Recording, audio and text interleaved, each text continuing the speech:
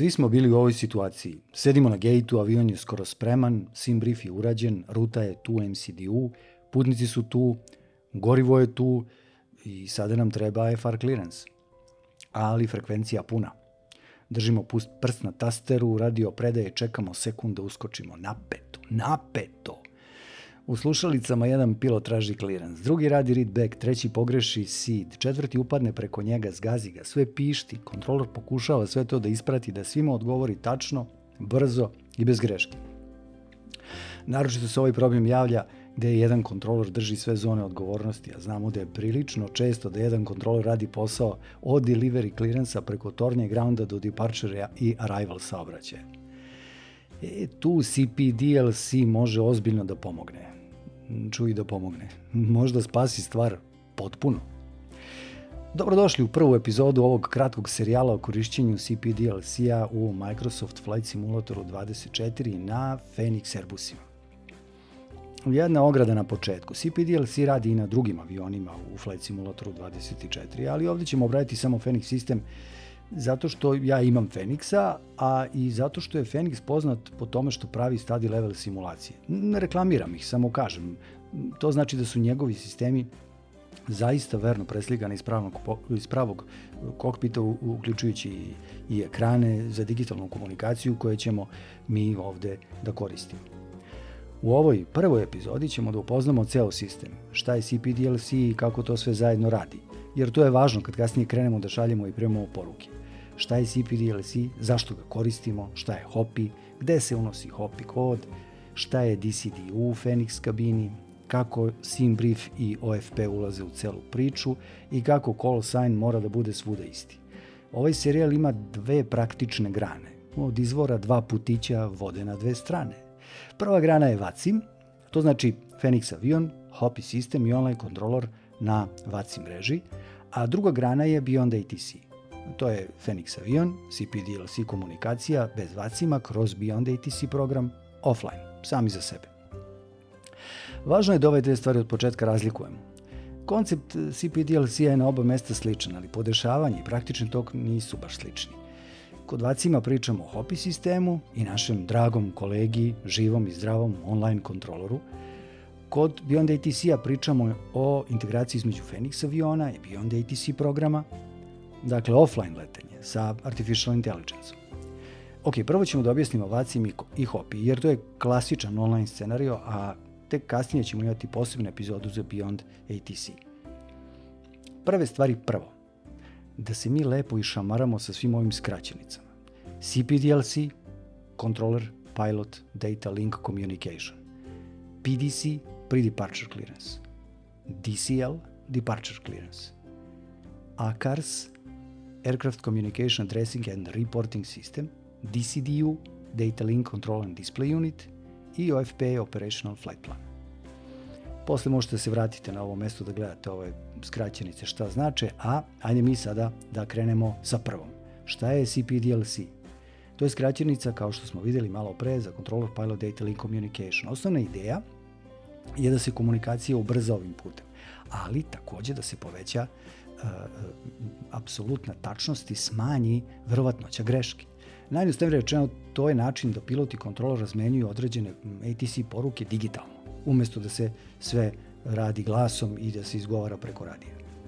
Na primjer, umesto da kontrolor radijom kaže Air Serbia 66 kilo, climb flight level 370, ta instrukcija može da stigne digitalno u vidu teksta u avion kao poruka climb to flight level 370. Pilot lepo tu poruku primi, pročita, potvrdi i instrukcija ostaje jasno prikazana. Sjajno, kratko i efikasno. Vidjet ćemo to sve uskoro na primjeru. Ali samo da se zna, CPDLC nije način da se izbegne radio zato što nam je neprijatno da pričamo. Baš ste se ponadali, a? Ništa od toga.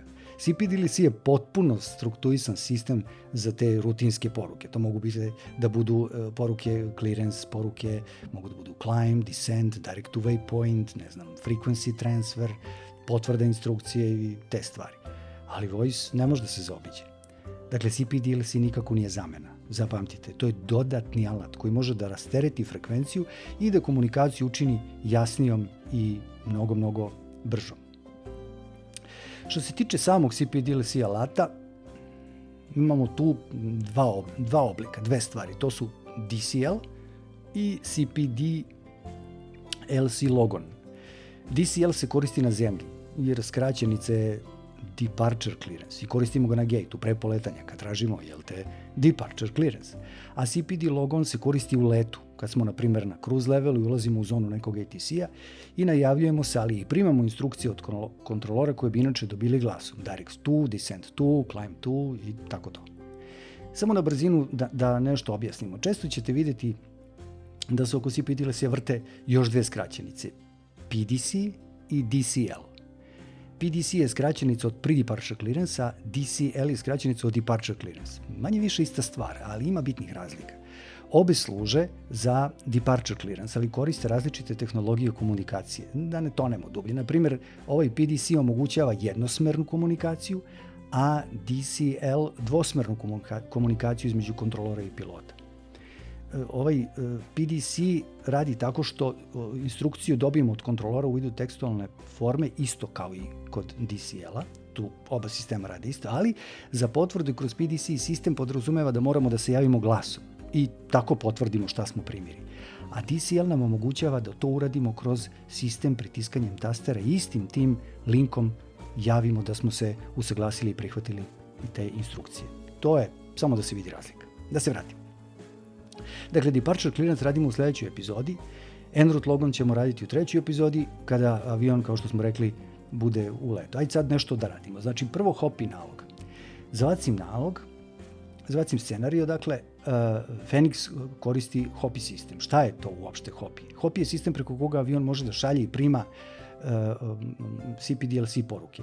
Da bi Phoenix mogao da koristi taj sistem, potreban nam je HOPI kod. HOPI je pristupni kod koji unosimo u Phoenix da bi avion mogao da koristi HOPI sistem. HOPI sistem nam je vezista za prenos podataka od aviona do VACIM kontrolora. Ove ostale termine prepoznajete, ali možda baš niste načisto šta je station kod. To je oznaka ATC stanice na koju se logujemo sa onim CPD-LC logon u vazduhu, ako se sećate, i sa kojom ćemo da komuniciramo stanicom, koristeći taj CPD-LC. Vidjet ćemo kasnije gde je to i kako sve to, bit će sve ok. Kako da napravimo taj HOPI nalog? Pa jednostavno, evo, otvorimo ovu HOPI registracionu stranicu, unesemo potrebne podatke i dobijemo svoj HOPI kod. Taj kod treba da čuvamo, jer ćemo ga još koristiti. Inače, da znate, HOPI se ukida nakon 120 dana kontinuirane neaktivnosti ili nekorišćenja. Ali ako i to istegne, nemojte da brinete, pošaljete novi zahtev, dobijete novi kod, unesete ga gde treba i sve po starom. Ne treba ga prikazivati javno u video ako nešto snimate, zamuljate to i nigde ga ne šaljete, ni u komentare, na disku, to je vaša stvar. Nama je važno da razumemo princip, HOPI kod dobijemo jednom, čuvamo ga i zatim ga unosimo u Phoenixu u aplikaciju kad ga unesemo, tu smo upotrebu HOPI-a potpuno završili, nigde ga više ne unosimo. Kako HOPI kod unosimo u Phoenix aplikaciju? Praktično, Microsoft Flight Simulator ne radi, zatvoren je. Mi otvorimo Phoenix aplikaciju, pronađemo deo gde je HOPI, evo ovde, i unesemo taj HOPI kod što smo dobili na mail. Kliknemo apply i tu odmah pored, evo vidite, pojavi se zeleni check znak ako je sve u redu, a jeste. I tek onda pokrenemo simulator, dakle zatvori se aplikacija, pokrenemo simulator. Sad, pošto je HOPI kod unet u Phoenix, možemo slobodno u kabinu. Izvolite. U Phoenix Airbusu za CPD-LC komunikacije važan je DCDU, kako zvuči. A to je u stvari, ako se sjećate, onaj Data Link Control Display Unit. Zvuči strašno ozbiljno, u stvari je samo ekran preko kojeg ćemo da vidimo kasnije i ima neke dugmiće da možemo da potvrdimo te CPD-LC poruke. U Phoenix Electronic Flight Bagu ovom ovde, podešavanje postoji evo ovde i tu možete da uključite da se DCDU pokazuje, a možete da ga i isključite. Ako vam je isključen, uključite ga da biste ga vidjeli. I to je sve. Da, ima i ovde ovaj brightness. Obično kad ga prvi put uključite, ekran je taman, nema ove bele linije po sebi. Slobodno podignite ovaj brightness dok vam se ne pokažu linije, to je siguran znak da ćete vidjeti slova kad budu došli kasnije. Za sada je poenta jednostavna. HOPI kod, da se vratimo, povezuje avion sa sistemom, DCDU nam omogućava da u kabini vidimo i da potvrdimo te poruke. Sad da objasnimo nešto što je možda i najdosadnije, ali je jako važno, mnogo detalja, ali eto. Dakle, u igri su nekoliko igrača. Jedan je OFP iz SimBriefa, unos u MCDU i call sign. sigurno je najvažniji deo pripreme, jer je u pitanju identitet leta. I ako on nije svuda isti, CPDLC jednostavno neće da radi. I to ljudi uglavnom vide tek kad počnu da unose poruke, pa što mi ovo ne radi, pa šta se desilo, 100 problema. O ovome se radi. SIMBRIEF nam pravi OFP, to je Operational Flight Plan, i inače to vam je plan leta. U ovom kontekstu OFP je dokument koji sadrži rutu, gorivo, znate, performanse, podatke, alternaciju, nivo leta, meteorološke podatke, poletnog i sletnog aerodroma, imate čak i meteorološke podatke na ruti. Ali dobro, ajde, to sad nije toliko važno. Znate šta je OFP. Znači, Phoenix povuče lepo plan iz SIMBRIEF-a, ali za CPDLC i PDC posebno je važan taj identitet leta. Znači, call sign i flight number. Ajmo sada na brzinu u MCD-u. Dakle, idemo na ADSU, pa onda potom na AOC menu i u tom AOC menu idemo na flight init. Retko ko to radi. Evo zašto je to važno. Kada ga otvorite, sa vaše leve strane bit će sve popunjeno kad kliknemo na any data request. Ono skroz gore, flight number dobit ćete zapravo call sign. Iako tu piše flight number, to je call sign. Često piše flight number, call sign, to ne dajte da vas buni. Znači, ovo nam je call sign. Air Serbia 38 Juliet. Dakle, dalje idemo na klasičan init request koji će nam uneti celokupnu rutu, a mi ćemo uneti Air Serbia 38 Juliet i stavit ćemo ga u flight number. To sve dalje ide normalno. Zašto je sve to ukupno važno?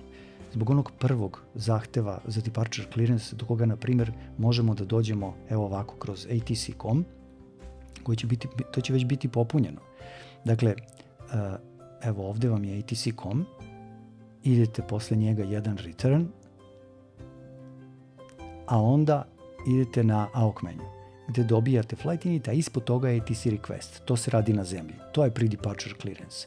Vidite, već je popunjeno. Imamo sad ovog puta gore piše ATC call sign. 38 Juliet. To je ono što nam treba. Dakle, neizrecivo je važno da call sign bude svuda isti. Ne znam koliko to treba puta da ponovim, ali o tome mnogo vodite računa, ali tu svi zapnu. Ima detalja i ljudi su u fazonu, ko će sad s time da se bavi? Ukuce nešto, nema veze, flight number, call sign. Pa ima veze. U avijaciji sve ima ozbiljne veze. Dakle, pred prve upotrebe CPDLC-a proveravamo osnovne stvari, a gde bismo mi bez ovih checklisti i provera. Ali ajde sad, idemo. Znači, HOPI kod napravljen, HOPI kod unet u Phoenix, DCD-u uključen vilje u kabini, SIMBRIEF OFP generisan, ruta učitana u MCD-u, flight number unet, call sign isti svuda. Super.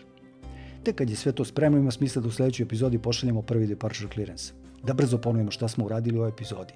Znamo šta je CPDLC, objasnili smo zašto ne služi CPDLC, razdvojili smo VATSIM i Beyond ATC, razdvojili smo PDC i DCL na zemlji od CPDLC logon u letu, objasnili smo šta je HOPI i zašto nam treba HOPI kod, pokazali smo gde se HOPI kod unosi u Phoenix, kako ga dobijamo pre svega, objasnili smo šta je DCD, objasnili zašto SIMBRIEF, VATSIM, Flight Plan, vPilot i Phoenix MCD moraju da koriste isti call sign.